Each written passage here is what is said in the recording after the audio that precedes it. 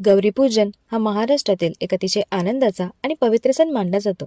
गौरीला बहुतेक वेळा पाटावर ठेवलेले कलश किंवा व्रतस्थ स्त्रीच्या रूपात पूजले जाते. तिला गोडधोड खायला ठेवले जाते. परंपरेने 2 किंवा 3 गौरी घरी आणल्या जातात.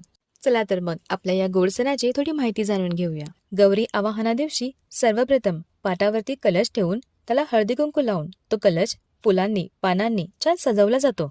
पाटाभोवती रांगोळी काढून तिची आरती केली जाते. कुमारिकेच्या डोक्यावर कलश देऊन तिला हळदी कुंकू लावून तिचे पाय धुवून आणि तिच्यावर भाकर तुकडा ओवाळून टाकून या गौरीचे छानपैकी आगमन केले जाते. असे हे कलश गौरी मातेच्या दिव्य शक्तीचे व समृद्धीचे प्रतीक मानले जाते. या पूजनाने घरात सुख, शांती, ऐश्वर्य आणि मंगलकार्य वाढते.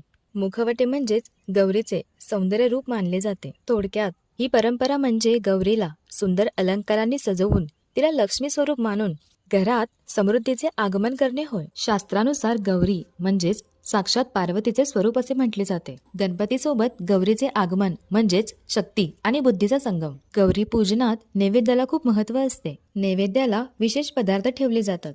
चकली, करंजी, लाडू तसेच भाकरी आणि भाजीचा नैवेद्य दाखवला जातो. थोडक्यात गौरी नैवेद्य म्हणजे भक्तिभावाने केलेले गोड पदार्थ अर्पण करून देवीचे आशीर्वाद मिळवणे.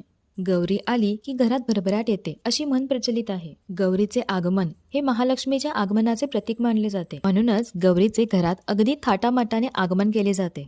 गौरी पूजेत दोर घेताना 5 गाठी मारल्या जातात. धनसमृद्धी, सौभाग्य, संतती सौख्य, आरोग्य व शांती असा या 5 गाठींचा अर्थ होतो. गौरी पूजनानंतर त्या रात्री गौरी जागरणाची परंपरा आहे. ती आजही मोठ्या भक्तिभावाने केली जाते.